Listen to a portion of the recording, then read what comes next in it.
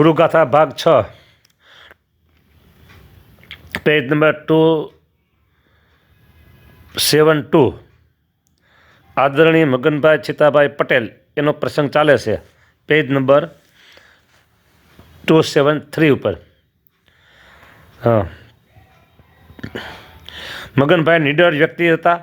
સત્યને સ્પષ્ટ કહેવામાં કોઈને સંયમ રાખતા ન હતા. દેશ દેવના વહીવટમાં કોઈ દૂષણ ન પેસે એની ભારે તકેદારી રાખતા હતા અને પોતાની આગવી સૂચિ પ્રશ્નોનો નિકાલ કરતા હતા. મગનભાઈના હૃદયમાં ગુરુદેવ શાસ્ત્રીજી મહારાજ પ્રત્યે અત્યંત પૂજ્યભાવ હતો. તેઓ સમજતા હતા કે સ્વામી સાચા સંત છે અને સત્સંગની પાયાની સેવા કરી રહ્યા છે. લ્યો, સારા સજ્જન માણસો હતા ને એ બધા ગુરુદેવને જાણતા હતા સારી રીતે. બોલો, આ વડતાલ દેશના મગનભાઈ છીતાભાઈ પટેલ એમને પણ થયું કે શાસ્ત્રીજી મહારાજ શું કીધું. એક શાસ્ત્રી મહારાજ પૂજ્યભાવ હતો અને સમજતા હતા કે સ્વામી સાચા સંત છે. લ્યો બરાબર, અને સત્સંગની પાયાની સેવા કરી રહ્યા છે. બોલો, પાયન એટલે બાળકોના બાલ્યાવસ્થાથી જીવનમાં સત્સંગ આવી જાય. રાજકોટ મંદિરનો વહીવટ વડતાલ મંદિરના હસ્તક હતો, એટલે તેઓ શ્રી અવારનવાર રાજકોટ આવતા હતા. તેઓ જ્યારે રાજકોટ આવે ત્યારે અચૂક સ્વામીના દર્શને આવતા અને સ્વામી પાસેથી સત્સંગ વિકાસનું માર્ગદર્શન મેળવતા હતા. વડતાલના વિકાસનું મગનભાઈને ભગવાને 5 પુત્રો દીધા છે. ઓહો, પાંચેયના જીવન સત્સંગના રંગથી રંગાયેલા છે. બોલો,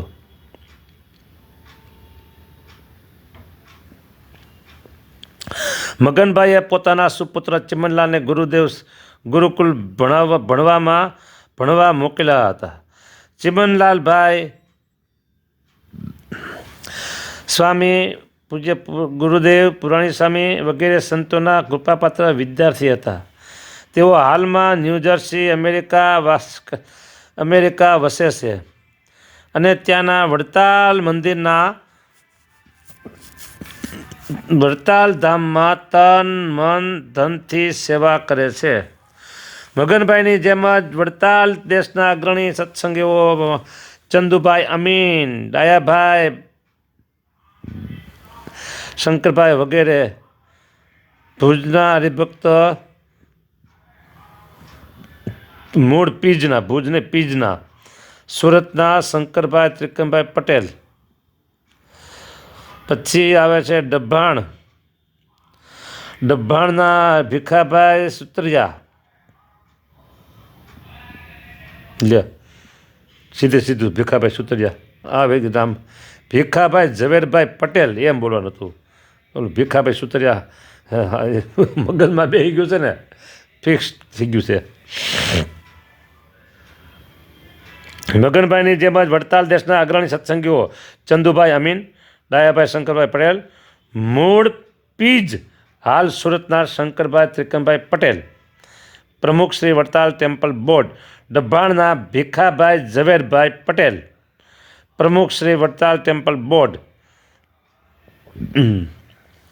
કલાલીના મગનભાઈ ગોવિંદભાઈ પટેલ, કંડારીના રણછોડભાઈ પટેલ વગેરે અગ્રણી ભક્તો પણ સ્વામી પ્રત્યે ખૂબ જ પૂજ્યભાવ ધરાવતા હતા. તેઓ અવારનવાર સ્વામીના દર્શને પણ આવતા રહેતા હતા. બોલો,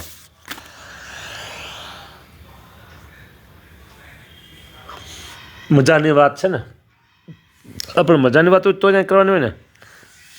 સ્વામીના સેવા કાર્યોને સાથ આપતા રહેતા હતા અને સાંપ્રદાયિક મુશ્કેલીઓના સમયમાં સ્વામીની પડખે મગનભાઈ છીતાભાઈ ઊભા રહેતા.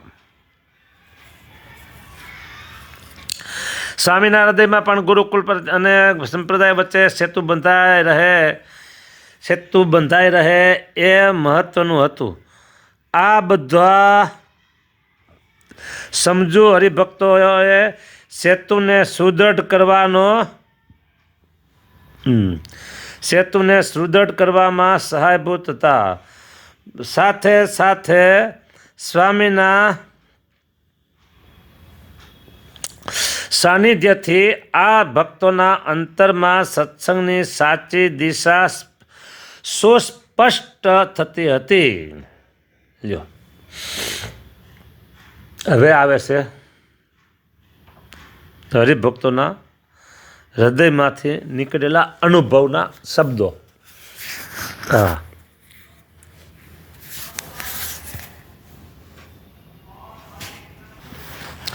હવે આવે છે ગુરુકુલ અંગે સત્સંગના બે દેશના અગ્રણી સંતો હરિભક્તોના હૃદયના ઉદ્ગારો. એમના હૃદયમાં ગુરુકુલ પડેલું છે. કેવી રીતે પડ્યું છે ગુરુકુલ એમના હૃદયમાં એ જોઈએ આપણે. જો સદગુરુ શાસ્ત્રી શ્રી ધર્મજીવનદાસજી સ્વામીની નેતાગીરી, વર્તન અને વક્તૃત્વથી હજારો માણસો ખેંચાય છે. તેનો જાત અનુભવ થતાં બહુ આનંદ થયો છે. કોણ બોલ્યું આમ? તો ચંદુભાઈ મોતીભાઈ અમીન, સભ્ય વડતાલ ટેમ્પલ કમિટી. ક્યારે બોલ્યા? તો તારીખ 3/6/1952. ઓહો, 52 કેટલા વર્ષ થઈ ગયા. અત્યારે ચાલે છે 24. બરાબર, 2024 ચાલે છે. 1952. 52 એટલે 48 વર્ષ જોયેલા આવડે આ સાલના. બરાબર, અને 24 આ એટલે સમજો ને 25 કરો 75 વર્ષ પહેલાંની વાત છે. ગણાય 74. હવે આગળ અત્યારના સંજોગોમાં ગુરુકુળ જેવી સંસ્થાની ખાસ જરૂરિયાત છે. વાહ વાહ વાહ. સત્સંગ અને સમાજનું સર્વ રીતે હિત થાય એ હેતુથી તન મન ધનથી ગુરુકુળને બને તેટલો સાથ સહકાર આપી શ્રીજી મહારાજની પ્રસન્નતા મેળવવી જોઈએ.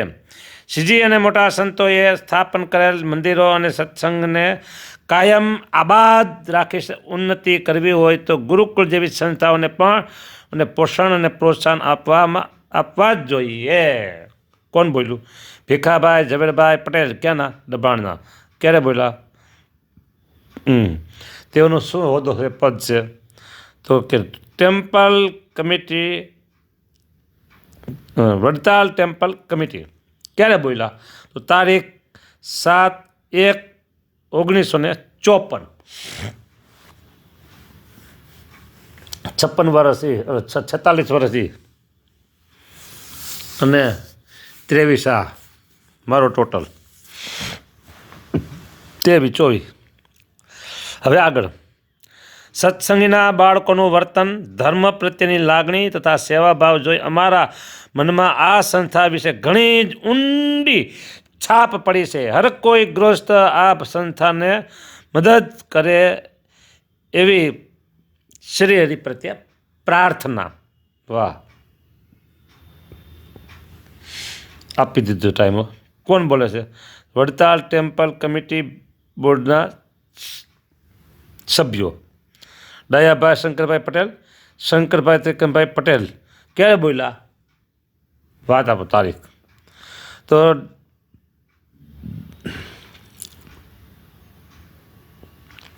તારીખ 31/1/1956 આ દિવસે બોલ્યા. લેખા બોલ્યું.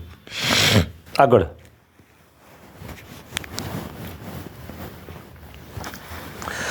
સત્સંગની ભૂખ તો સંપ્રદાયમાં સર્વવ્યાપી છે. સત્સંગની ભૂખ તો સંપ્રદાયમાં સર્વવ્યાપી છે.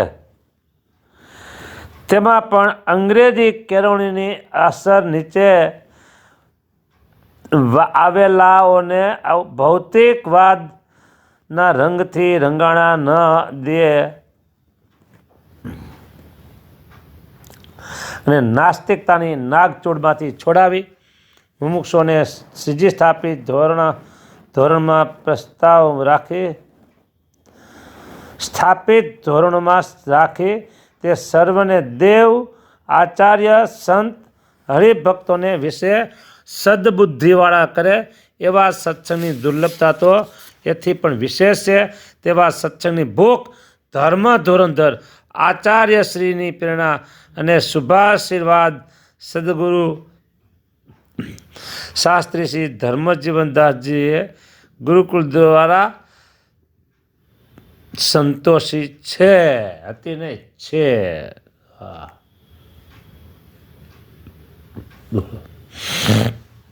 હજી છે હો.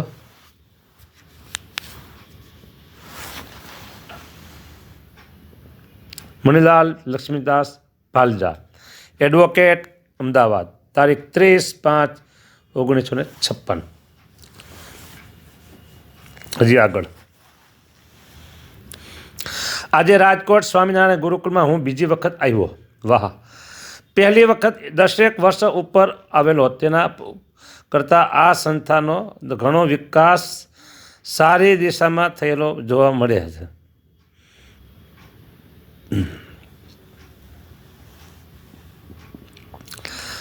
સારી રીતે વિકાસ થઈ જોજો. હા, આ સંસ્થાના કેટલાક નિયમો જાણવામાં આવ્યા. વિદ્યાર્થીઓના જીવનમાં સારા સંસ્કારનું શિક્ષણ વિકસતું જોયું. અહીં ઉદ્ધવ સંપ્રદાયનું સારું સ્થાન થાય. ઉદ્ધવ સંપ્રદાયનું સારું શિક્ષણ પણ અપાય છે અને ભગવાનના ભજનનું શાંતિમય વાતાવરણ વિકસતું પામતું અનુભવે છે. આ પરમાત્માના અને ભગવાનના ભજનનું શાંતિમય વાતાવરણ વિકાસ પામતું અનુભવાય છે. આ પરમાત્મા શ્રી સ્વામિનારાયણ ભગવાન આ સંસ્થાને પોતાની ઘણી વિકસાવે એવી મારી પ્રાર્થના છે. ઈશ્વરલાલ લાભશંકર પંડ્યા, એડવોકેટ, નડિયાદ.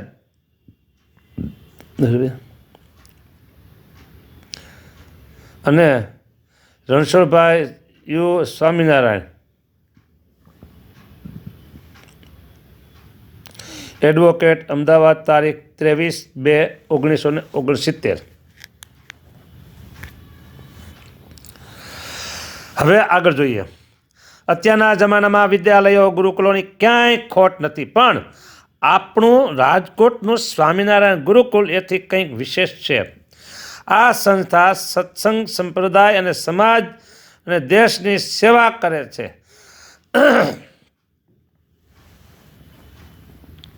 એવી રીતે અમારી શ્રીજી મહારાજને પ્રાર્થના છે, સાથે સાથે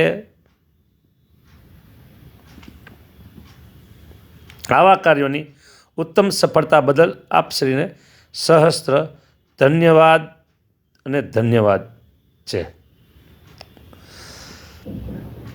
કોંગ્રેચ્યુલેશન. વાહ ભાઈ શ્રી.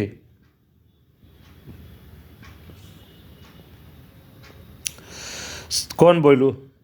સદગુરુ સ્વામી બળદેવ પ્રસાદ દાસજી. હોદ્દો પદ શું છે? મહંત, માજી મહંત સ્વામી શ્રી સ્વામિનારાયણ મંદિર, અમદાવાદ. લ્યો, સદગુરુ સ્વામી બળદેવ પ્રસાદ દાસજી, માજી મહંત શ્રી સ્વામિનારાયણ મંદિર, બહોદાન, અમદાવાદ. જો મેં અમદાવાદ. અહીંયા આ બધાના અભિપ્રાયો પૂરા થયા છે. ટોપિક બદલે છે અને સમય પણ આપણો પાકી ગયો છે. જય સ્વામિનારાયણ.